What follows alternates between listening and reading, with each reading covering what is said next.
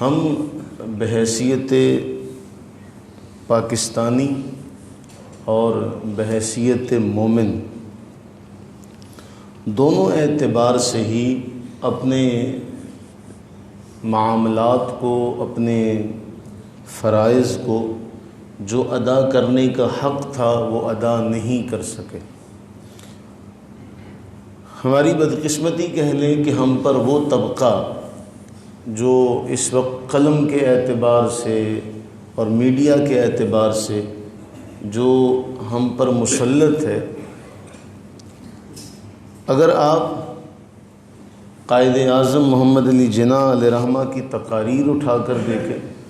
تو اس میں بالکل یہ بات واضح ہے کہ جو ریاست بنائی جائے گی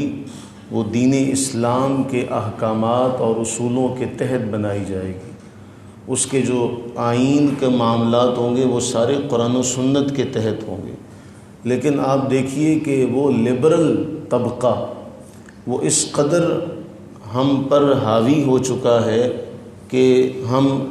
نصف صدی پہلے جو ہستی گزری اس کے بھی معاملات کو محفوظ نہیں رکھ سکے۔ وہ کہتے جی وہ تو ایک آزاد ریاست بنانا چاہتے تھے، وہ لبرل ایک ریاست بنانا چاہتے تھے، مذہبی ریاست بنانا نہیں چاہتے تھے، اور اس کے لیے وہ کہتے جی فلاں موقع پہ آپ نے یہ کہا، فلاں موقع پہ آپ نے یہ کہا۔ تو جو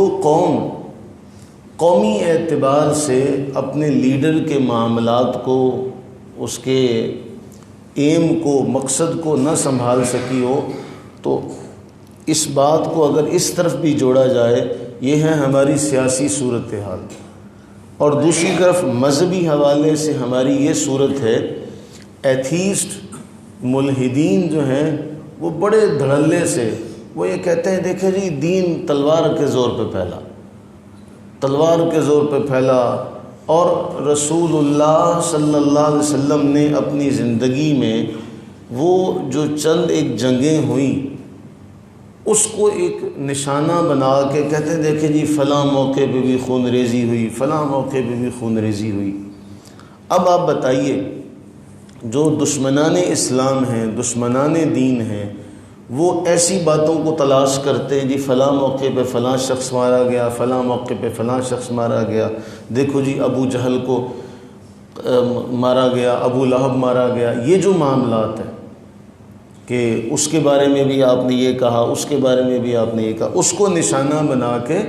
وہ یہ دلیل پیش کرتے دیکھیں جی یہ ایک ایسی شخصیت تھی، معاذ اللہ ثم معاذ اللہ، میری زبان یارہ نہیں دیتی، ساتھ نہیں دیتی کہ میں وہ لفظ اپنی زبان سے ادا کروں۔ تو بتائیے اب مسلمانوں کی ذمہ داری کیا ہے جب وہ یہ بیان کرتے ہیں کہ جی جنگ بدر میں جو کفار مارے گئے وہ ان کا نام لے لے کے کہتے ہیں جی فلاں کے ساتھ ظلم ہوا، فلاں کے ساتھ ظلم ہوا۔ تو مسلمان کی ذمہ داری یہ بنتی ہے کہ نہیں بنتی کہ وہ رسول اللہ صلی اللہ علیہ وسلم کی ذات مقدسہ کا جو رحمت والا پہلو ہے اس پہلو کو لوگوں کے سامنے رکھے۔ ہماری جب بھی کبھی گفتگو ہوتی ہے ملحدین کے ساتھ، جب وہ اس بات کو ہائی لائٹ کرنے کی کوشش کرتے ہیں کہ دیکھیں جی فلاں موقع پہ یہ شدت پسندی کا معاملہ ہوا، تو ہم ان کے سامنے یہ روایات رکھتے ہیں کہ آپ دنیا میں کوئی ایسا لیڈر دکھائیے، دنیا میں کوئی ایسا سپہ سالار جرنیل دکھائیے، ایسا قوم کا رہبر اور رہنما دکھائیے جس نے اپنی قوم کو یہ تعلیم دی ہو جو رسول اللہ صلی اللہ علیہ وسلم نے دی۔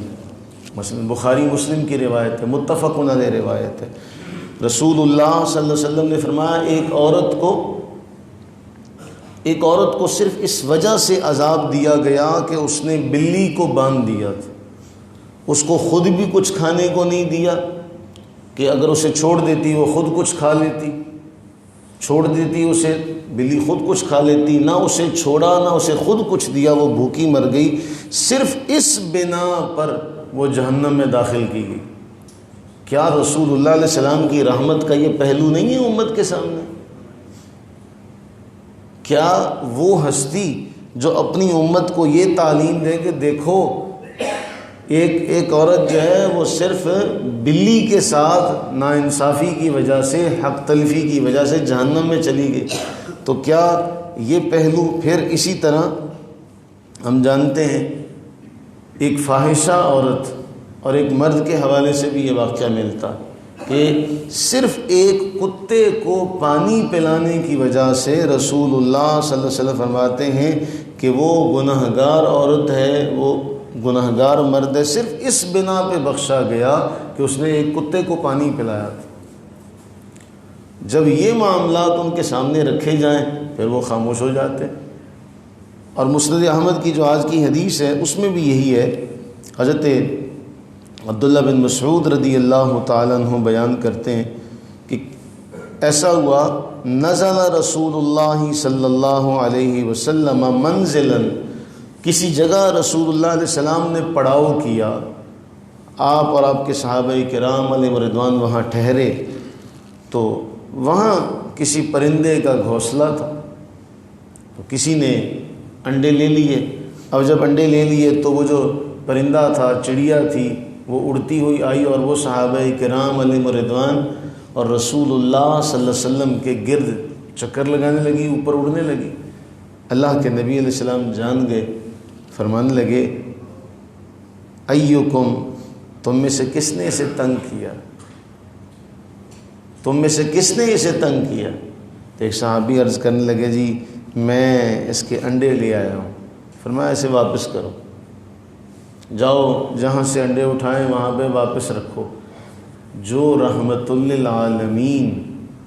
اپنی امت کے لوگوں کو، اپنے امتیوں کو یہ تعلیم دے کہ تم سے بلی بھی مرنی نہیں چاہیے، تم بلی کو بھی خوراک کا، اس کے کھلانے پلانے کا اہتمام کرو۔ اب اس حدیث کا اگر نتیجہ نکالیں منطقی طور پہ، وہ بلی کو باندھنے کی وجہ سے کہ بھوکی پیاسی مر گئی تو وہ جہنم میں چلی گئی، اگر بلی کو کھلائے پلائے جنت میں جائے۔ تو جس دین میں تعلیم دی جا رہی ہے، یہ جو آج تم کتے بلے لیے پھرتے ہو، ان کے ساتھ رحمت کا معاملہ کرتے ہو، یہ ہمارے آقا کریم علیہ السلام نے سبق دیا کہ ان کے ساتھ بھی سلوک کرو رحمت کا۔ اور تم اتنے بدقسمت ہو کہ تم کتے بلیوں کے ساتھ پیار کرتے ہو لیکن انسانوں کے ساتھ تم پیار نہیں کرتے۔ ہمارے آقا کریم علیہ السلام نے ہمیں سبق دیا کہ انسان، اب آپ جس معاشرے میں ہم رہتے ہیں اس معاشرے کی تو ایک الگ بات ہے، اب رسول اللہ علیہ السلام کی اس تعلیم کا نتیجہ نکالیے۔ جو ہستی بلی کے ساتھ، جو ہستی کتے کے ساتھ، پرندے کے ساتھ اس قدر محبت کا، رحمت کا سلوک کرنے کا حکم دیتی ہو، وہ انسانوں کے ساتھ کس قدر رحمت کا سلوک کرنے کا حکم دیتی ہوگی۔ اسی ہستی نے بیان کیا نا بیت اللہ کو دیکھتے ہوئے کہ تو کس قدر عمدہ پاکیزہ خوشبو ہے تیری،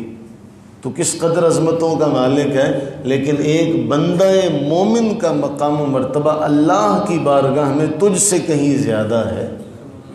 یہ ہے ہمارے دین کا حسن کا وہ پہلو جو آج دشمنان دین کے سامنے رکھنے کی ضرورت ہے کہ یہ دیکھو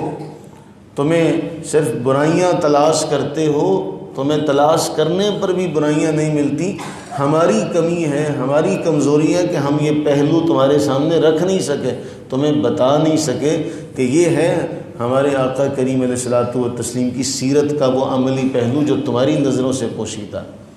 تو ہماری اللہ سے یہ دعا ہونی چاہیے کہ باری تعالیٰ ہمیں یہ توفیق و ہمت عطا فرمائے کہ ہم آج کے دور میں رسول اللہ علیہ السلام کی سیرت کے وہ پہلو جو چھپ چکے ہیں یا جن کے اوپر ہم نے غفلت کی گرد ڈال دی ہے، ہم اپنی غفلت کی گرد جھاڑ کر انہیں لوگوں کے سامنے ظاہر کریں اور بتائیں کہ ہم کسی ایسے کو نہیں، جس ہستی کو ہم مانتے ہیں وہ تو ایسا لجپال ہے کہ انسان تو انسان رہے، جانوروں کو بھی اس کے دامن رحمت میں پناہ ملی۔ آپ خصائص کبریٰ اٹھا کر دیکھیں علامہ جلال الدین سیوطی رحمہ اللہ کی، اس میں بے بہا واقعات ہیں۔ آپ کو ایک بار ایسا ہوا کہ اللہ کے نبی علیہ السلام کسی باغ کے پاس سے، کسی کے پاس سے گزرے تو وہاں آپ نے کسی اونٹ کو دیکھا۔ اس طرح کے 20 واقعات علامہ سیوطی علیہ رحمۃ نقل کیے۔ فرمایا اس کا مالک کہاں ہے؟ اونٹ کے مالک کو بلایا گیا اور بلا کر کہا تم اسے پانی نہیں دیتے پورا، اس کی خوراک کا خیال نہیں رکھتے، یہ مجھے تمہاری شکایت لگا رہا تھا۔ جس کے دامن رحمت میں جانور بھی پناہ لیتے ہوں، اگر تم جیسے انسان اس ہستی کو سمجھ ہی نہ سکے تو بتاؤ اس میں ہمارا کیا قصور ہے۔ اللہ تعالی ہم سب پر اپنی بے بہا رحمتیں برکتیں نازل فرمائے، اور رسول اللہ صلی اللہ علیہ وسلم کی وہ رحمت جو جانوروں کے لیے بھی تھی، اس رحمت عامہ کا صدقہ باری تعالی ہمیں دین کی سمجھ بوجھ عطا فرمائے۔ آمین ثم آمین۔